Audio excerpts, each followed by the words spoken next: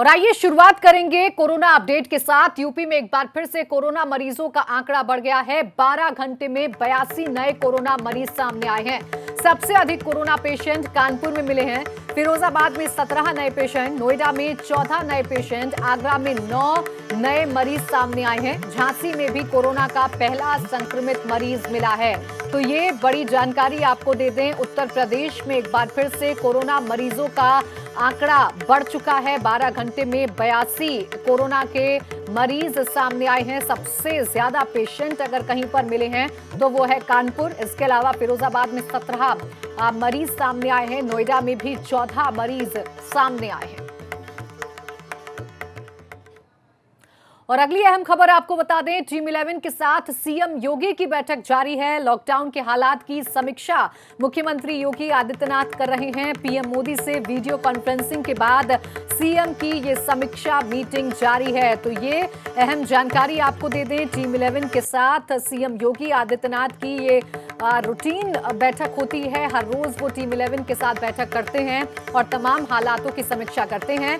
आज ये खास इसलिए है क्योंकि प्रधानमंत्री नरेंद्र मोदी के साथ हुई वीडियो कॉन्फ्रेंसिंग के बाद ये टीम 11 के साथ बैठक हो रही है। क्या कुछ निर्देश इसमें दिए जाते हैं और क्या कुछ अहम फैसले लिए जाते हैं, इस पर जरूर नजर बनी हुई है। लेकिन फिलहाल लॉकडाउन के हालातों को लेकर चर्चा की जा रही है। लॉकडाउन के हालात की समीक्षा मुख्यमंत्री योगी आदित्यनाथ कर रहे हैं।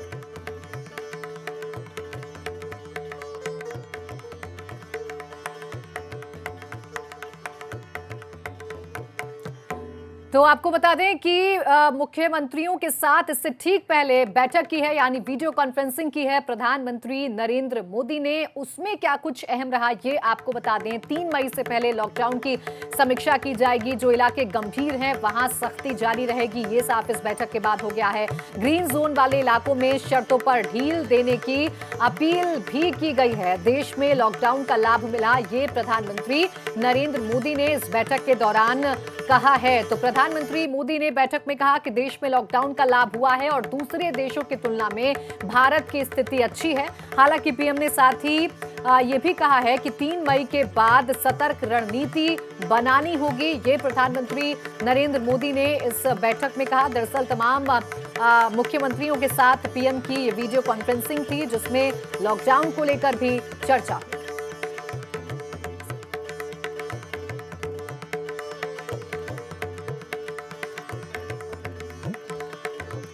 और चलिए सीधा रुख करेंगे हम लखनऊ का। उत्तर प्रदेश के ब्यूरो चीफ वीरेश पांडे हमारे साथ जुड़ गए हैं ज्यादा जानकारी के साथ। वीरेश, पीएम के साथ तमाम मुख्यमंत्रियों की जो बैठक है उस पर सभी की नजर बनी हुई थी। वीडियो कॉन्फ्रेंसिंग के जरिए आज सभी मुख्यमंत्रियों से मुखातिब हुए। उत्तर प्रदेश की अगर मैं बात कर लूं तो सीएम की तरफ से क्या अहम बातें इस बैठक के दौरान रखी गई?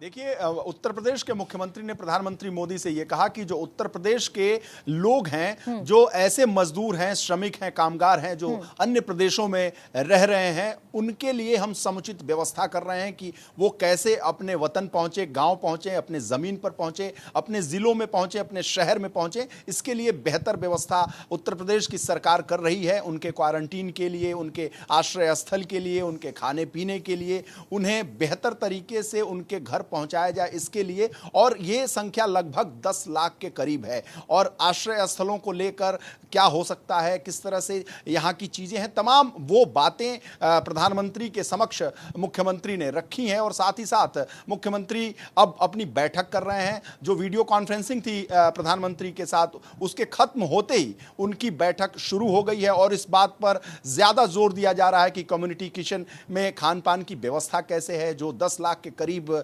मजदूर, श्रमिक, कामगार, ऐसे लोग जो दूसरे प्रदेशों में रह रहे हैं, उत्तर प्रदेश के, वो आ रहे हैं, तो उनके रहने की क्या हो सकती है बेहतर व्यवस्था, कैसे वो क्वारंटीन सेंटर हैं जो जहां सैनिटाइजेशन की बेहतर व्यवस्था हो, शौचालय वहां साफ सुथरे हों, और उन्हें खाने पीने की तमाम व्यवस्था दी जाए। और मुख्यमंत्री ने इस बैठक में, जो सोर्सेज से खबर आ रही है, जो उत्पात मचाने वाले उत्पाती हैं उनको लेकर बेहद सख्त हैं। जो जगह जगह से खबरें आ रही हैं कि पुलिस कर्मियों पर, कोरोना वॉरियर्स पर हमले किए जा रहे हैं, उसको लेकर वो बेहद नाराज हैं और उन अधिकारियों की चूड़ी कसने की कोशिश मुख्यमंत्री अब कर रहे हैं और दिशा निर्देश दे रहे हैं अपने अधिकारियों को कि टीम 11 की बैठक जैसे ही खत्म होगी, उन तमाम जिलों में जो अधिकारी लापरवाही बरत रहे हैं उनकी नकेल कसी जाएगी, क्योंकि टीम 11 की बैठक में इस बात को लेकर मुख्यमंत्री नाराज हैं और सख्त हैं। ऐसे अधिकारियों को लेकर, ऐसे जिलाधिकारी, ऐसे प्रशासनिक अधिकारियों को लेकर जो अपने इलाकों में लॉकडाउन बरत रहे हैं, और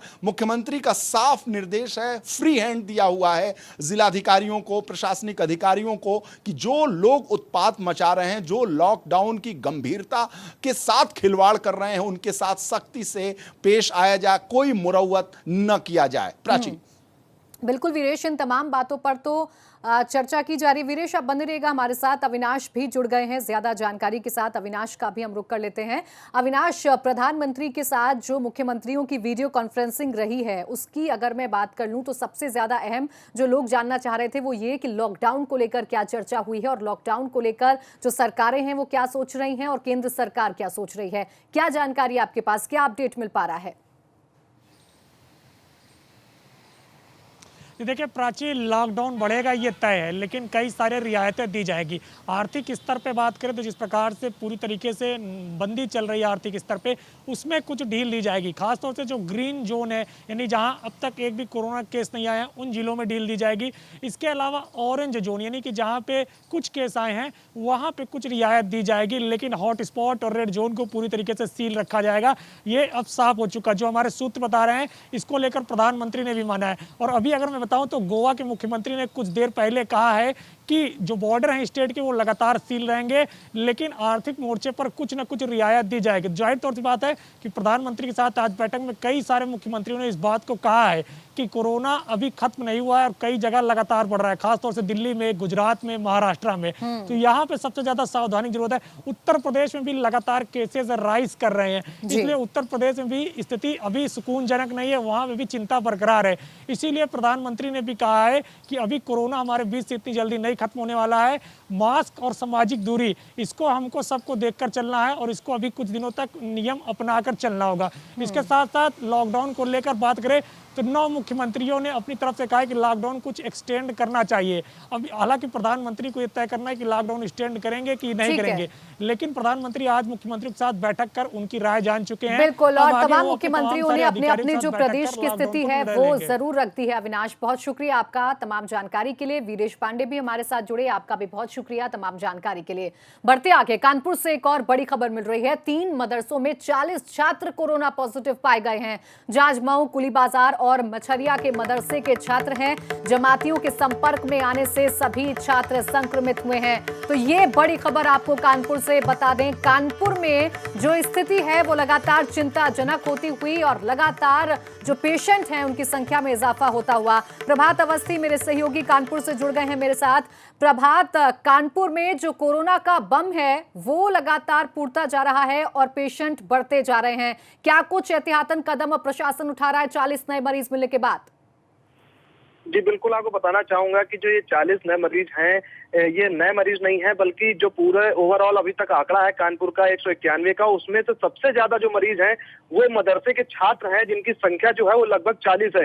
ये जो खुलासा है उस नियमों ने किया है कि जो सबसे ज्यादा प्रभावित हो रहे हैं वो मदरसे के छात्र हैं, क्योंकि जो जमात के लोग थे वो मदरसों में गए थे, जिसके बाद जो मदरसे में पढ़ने वाले छात्र हैं वो ज्यादा संक्रमित हुए हैं। लगभग जो 40 लोग हैं, इनमें से ये सभी लोग बिहार, पश्चिम बंगाल के रहने वाले हैं। तो कहीं ना कहीं बड़ी समस्या है, क्योंकि इनकी जो कॉन्टेक्ट हिस्ट्री है और उनको तलाशा जा रहा है, उनसे जुड़े जो लोग हैं उनको, उनके जो सैंपल है वो जांच के लिए भेजे जा रहे हैं। तो वहीं एक अहम चीज निकल कर आती है कि जो ये 40 लोग हैं, इनकी सबकी उम्र जो है वो सब छात्र है, तो लिहाजा 12 से 22 साल की उम्र तक के सबसे ज्यादा बच्चे जो है वो कानपुर में कोरोना पॉजिटिव है। जी बिल्कुल प्रभात, शुक्रिया आपका तमाम जानकारी के लिए। तो जैसा कि प्रभात ने बताया कि नए मरीज तो ये नहीं है, लेकिन जो ओवरऑल संख्या है उनमें सबसे ज्यादा जो संख्या है वो 3 मदरसों से निकल कर आई है। 40 छात्र संक्रमित हुए हैं कोरोना से। और अगली बड़ी खबर नोएडा से, जहां जिला अस्पताल में स्वास्थ्य कर्मी कोरोना पॉजिटिव पाए गए हैं। लेबर रूम की आया की रिपोर्ट पॉजिटिव आई है। पिछले 24 घंटे में अस्पताल में 15 डिलीवरी हुई है। अस्पताल प्रशासन ने लोगों के आने जाने पर अब रोक लगा दी है। तो ये बड़ी खबर आपको नोएडा से बता दें, और ये स्थिति वाकई में खतरनाक हो सकती है। भूपेश हमारे संवाददाता नोएडा से जुड़ गए हैं फोन लाइन पर। भूपेश, एक आया का पॉजिटिव आना अपने आप में बड़ी बात है, क्योंकि 15 डिलीवरी भी पिछले 24 घंटे में इस अस्पताल में हुई है। फिलहाल क्या एहतियात बरते जा रहे हैं और किस तरीके से आगे की जो कार्रवाई है वो की जा रही है? हाँ, देखिए, मैं आपको बता दूं, बिल्कुल इस समय हॉस्पिटल को, जो राजकीय अस्पताल है, उसको पूर्ण रूप से सील कर दिया गया है और पूरे ही हॉस्पिटल को इस समय सैनिटाइज किया जा रहा है। ये सेक्टर 30 में स्थित है। आसपास के रोड को भी वहां से जो है वो ब्लॉक किया जा रहा है, क्योंकि अब इसे हॉटस्पॉट पूरे क्षेत्र को घोषित कर दिया जाएगा। हॉस्पिटल के अलावा उसके आसपास का जो क्षेत्र है उसको भी हॉटस्पॉट घोषित किया जाएगा। बड़ी बात है, जो आया थी उसका जो आज सुबह ही रिपोर्ट मिली थी डॉक्टरों को, और तभी जिला अस्पताल को बताया गया था कि आपके यहाँ पे एक जो आया है उसके कोरोना का टेस्ट किया गया था, उसकी रिपोर्ट पॉजिटिव आई है।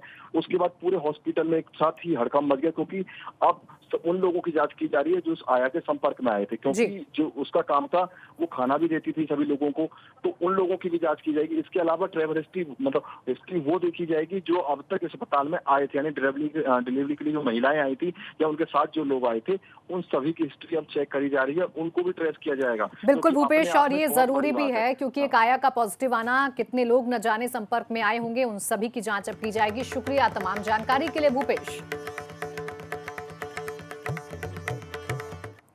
और अगली बड़ी खबर बरेली से, जहां 37 वर्षीय शख्स कोरोना पॉजिटिव निकला है। एक महीने बाद जिले में दोबारा कोरोना ने दस्तक दे दी है। तो ये बड़ी खबर आपको बता दें, बरेली जहां कोरोना मुक्त हो गया था, कोरोना फ्री हो गया था, सभी मरीज ठीक हो गए थे, वहां एक महीने बाद एक बार फिर से कोरोना ने दस्तक दी है और 37 वर्षीय शख्स कोरोना पॉजिटिव पाया गया है। कोरोना पॉजिटिव की पत्नी जिलाधिकारी आवास पहुंची, तो जिसके बाद जिलाधिकारी आवास में ही हड़कंप मच गया। स्वास्थ्य विभाग की टीम डीएम आवास पहुंच गई है। डीएम आवास में सभी कर्मचारियों के सैंपल लिए जा रहे हैं। डीएम आवास पर सभी के आने जाने पर भी अब रोक लगा दी गई है। और अगली बड़ी खबर हरदोई से है, जहां भाजपा विधायक ने विधायक निधि वापस मांग ली है। विधायक श्याम प्रकाश ने विधायक निधि वापस मांगी है। विधायक ने बाकायदा प्रशासन को पत्र लिखा है। दरअसल श्याम प्रकाश ने 25 लाख रुपए दिए थे प्रशासन को, सैनिटाइजर और मास्क के लिए ये रुपए दिए गए थे। अब विधायक साहब का ये कहना है कि स्वास्थ्य विभाग में भ्रष्टाचार की खबरों के चलते उन्होंने ये फैसला लिया है। तो ये बड़ी खबर हरदोई से मिल रही है। बीजेपी विधायक हैं और अपने ही सिस्टम पर वो सवाल खड़े कर रहे हैं। ना सिर्फ सवाल खड़े कर रहे हैं, बल्कि खुद दान में दी हुई राशि को वापस भी मांग रहे हैं। अनुभव शुक्ला हमारे साथ, हमारे संवाददाता जुड़ गए ज्यादा जानकारी के साथ। अनुभव, ये अपने आप में चौंकाने वाला मामला सामने आ रहा है हरदोई से। बीजेपी के विधायक हैं, अपने सिस्टम पर ही सवाल खड़े कर रहे हैं। ना सिर्फ सवाल खड़े कर रहे हैं, बल्कि राशि को भी वो वापस मांग रहे हैं। क्या हलचल दिखाई दे रही है लखनऊ में इस खबर के बाद? देखिए, बिल्कुल ये गोपा मऊ से विधायक हैं श्याम प्रकाश, और जब कोरोना संक्रमण काल शुरू हुआ था तभी इन्होंने एक चिट्ठी लिखी थी, और जिस तरीके से बहुत सारे विधायकों ने लिखा कि उनकी जो निधि है उस निधि के पैसे का इस्तेमाल करके जो स्वास्थ्यकर्मी उनके लिए किट खरीदी जाए, मास्क खरीदा जाए और इसके अलावा तमाम सारी चीज़ें, सैनिटाइजर खरीदा जाए। तो इन्होंने भी चिट्ठी लिखी थी और सीडीओ को कहा था कि 24,99,999 रुपये इनकी विधायक निधि से निकाल कर खर्च की दी जाए।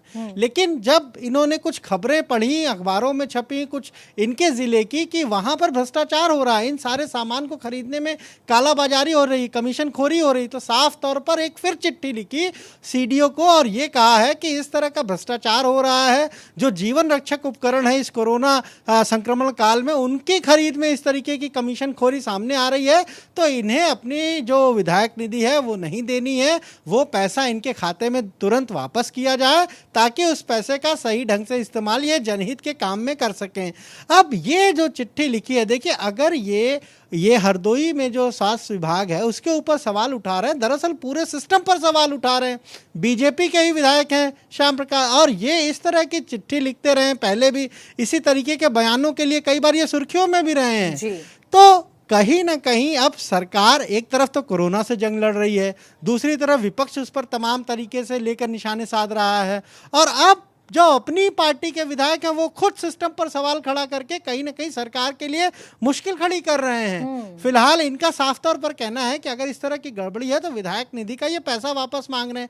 लेकिन चूंकि कैबिनेट ने कुछ समय पहले ये फैसला ले लिया था, कैबिनेट डिसीजन हुआ था कि जो भी विधायक है उनकी विधायक निधि काटी जाएगी और वो सरकार के खाते में जाएगी।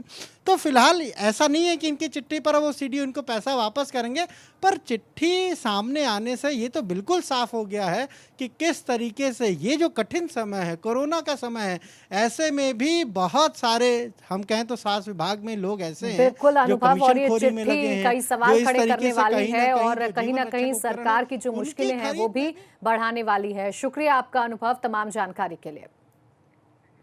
बढ़ते आगे, एक और बड़ी खबर, कनिका कपूर को लखनऊ पुलिस ने नोटिस दिया है। बयान दर्ज कराने के लिए सरोजनी नगर पुलिस बुलाया है। 2 से 3 दिन का कनिका कपूर को जवाब देने का वक्त दिया गया है। कनिका कपूर ने खुद लखनऊ पुलिस का नोटिस रिसीव किया है, कहा कि राय के बाद समय से नोटिस का जवाब देंगे। सरोजनी नगर पुलिस ने कनिका कपूर को बयान दर्ज कराने के लिए ये नोटिस दिया है। आपको बता दें कि महानगर के L702 में रहती हैं सिंगर कनिका कपूर, जो कोरोना को मात देकर, कोरोना से जंग जीतकर वापस लौट आई हैं अपने घर और अभी होम क्वारंटीन है। लेकिन अब उन पर जो कार्रवाई का दौर है वो शुरू हो गया है और मुश्किलें कनिका कपूर की बढ़ती हुई नजर आ रही हैं। तो कनिका कपूर जो कोरोना से जंग लड़ वापस तो लौट चुकी हैं, लेकिन जैसे ही वो वापस लौटी हैं, एक तरफ उन पर कानूनी शिकंजा कसता हुआ नजर आ रहा है, तो वहीं दूसरी तरफ कनिका कपूर ने अपने ऊपर लगे तमाम आरोपों पर चुप्पी भी तोड़ी और कई बड़े खुलासे किए हैं। अब नोटिस उन्होंने खुद रिसीव किया है और उनका कहना है कि समय रहते ही वो नोटिस का जवाब देंगी।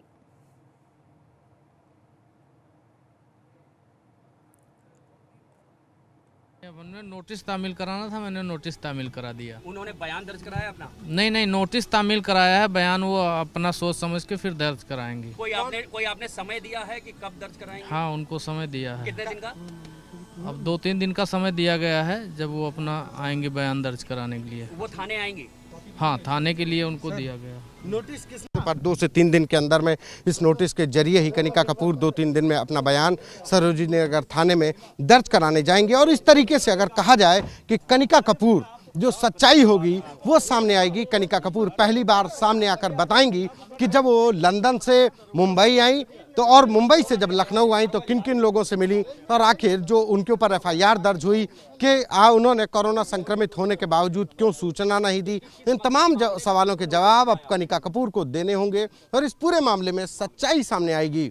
ये अलग बात है कि कनिका कपूर ने अपने इंस्टाग्राम सोशल मीडिया के पेज पर अपनी सफाई भी दी है कि जब 10 मार्च को जब वो लंदन से मुंबई पहुंची तो वहां पर स्क्रीनिंग की गई, लेकिन होम क्वारंटाइन का नोटिस एडवाइजरी 18 मार्च को जारी की गई, लिहाजा उन्होंने खुद को होम क्वारंटाइन नहीं किया। 11 मार्च को वो लखनऊ आती हैं, 14 से 15 मार्च के बीच में वो यहाँ पर अपने करीबी दोस्तों के घर पर आयोजित पार्टी में शामिल होती हैं और जब उनको खुद ही अपने अंदर कोरोना के लक्षण दिखाई पड़ते हैं तो उन्होंने खुद ही टेस्ट करवाया और हॉस्पिटलाइज्ड हुई। ये कनिका कपूर ने अपने सोशल मीडिया के जो इंस्टाग्राम पेज है उस पर उन्होंने कल ये मैसेज लिखा था। इसके बाद अब लखनऊ पुलिस ने कनिका कपूर के इस गैलेंट के स्थित अपार्टमेंट L702 में नोटिस दिया है। यहाँ पर उनको 2 से 3 दिन का वक्त दिया गया है कि 2 से 3 दिन के अंदर कनिका कपूर आएं और अपना बयान दर्ज कराएं। कैमरा पर्सन मेहदी हसन के साथ संतोष कुमार, ABP गंगा।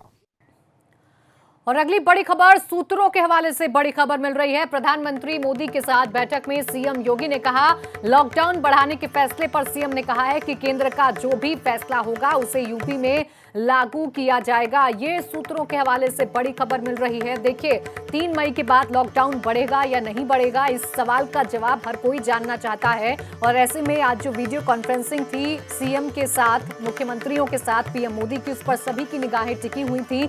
और अब सीएम योगी आदित्यनाथ की तरफ से क्या कहा गया है सूत्रों के हवाले से, वो भी जानकारी मिल रही है। सीएम ने कहा है कि जो केंद्र का फैसला होगा वही यूपी में लागू किया जाएगा। शैलेश हमारे संवाददाता फोन लाइन पर जुड़ गए हैं। शैलेश, लॉकडाउन बढ़ेगा या नहीं बढ़ेगा, अब ये केंद्र सरकार के फैसले पर निर्भर करता है यूपी में?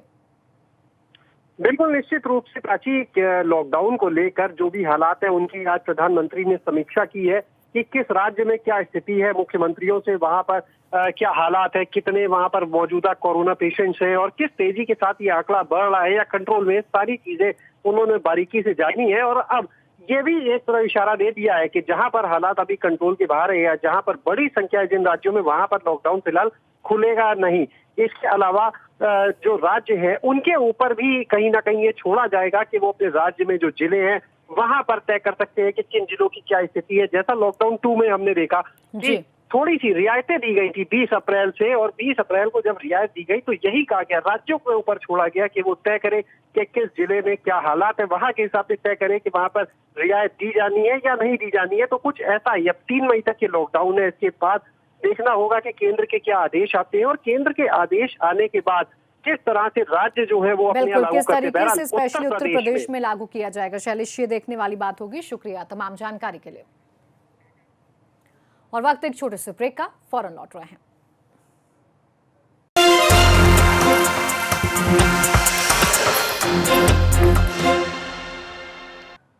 ब्रेक के बाद स्वागत है आपका। और अब समाचार मूक बधिरों के लिए।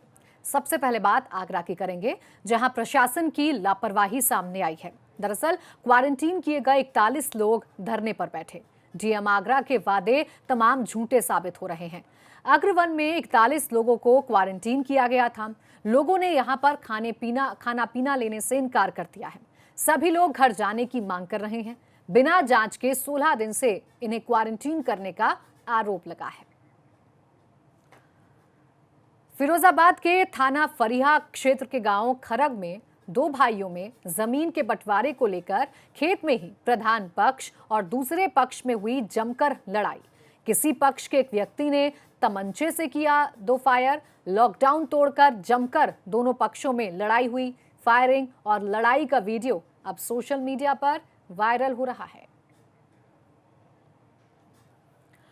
कानपुर के हैलेट अस्पताल में जमातियों के द्वारा वार्ड बॉय के साथ मारपीट करने और खाने में लात मारने के मामले में पुलिस ने मुकदमा दर्ज कर लिया है। मेडिकल कॉलेज प्रिंसिपल आरती लालचंदानी ने बताया था कि पिछले दिनों जमातियों ने हैलेट अस्पताल के वार्ड बॉय के साथ बदतमीजी की थी। वार्ड बॉय से जमातियों ने बिरयानी और नॉनवेज की मांग की। यही नहीं, खाना देने गए वार्ड बॉय के साथ मारपीट भी की थी, जिसके बाद हैलेट प्रशासन ने तहरीर पर स्वरूप नगर पुलिस ने मुकदमा दर्ज कर लिया है। गाजियाबाद की एक सोसाइटी में रहने वाले लोगों ने स्वास्थ्य विभाग पर लापरवाही के आरोप लगाए हैं। यहां के लोगों के मुताबिक सोसाइटी के एक डॉक्टर दंपति कोरोना संदिग्ध हैं। इसकी शिकायत की जा चुकी है, लेकिन इसके बाद भी 20 घंटे तक कोई भी स्वास्थ्य टीम नहीं पहुंची और ना ही सीलिंग की कार्रवाई की गई। वहीं जिले के सीएमओ का कहना है कि दिल्ली सरकार की तरफ से अभी तक उन्हें वेरिफिकेशन नहीं मिला है, लेकिन सोसाइटी को सैनिटाइज और सीलिंग की कार्रवाई कराई जा रही है। और इसी के साथ फिलहाल इस बुलेटिन में बस इतना ही। आप देखते रहिए एबीपी गंगा।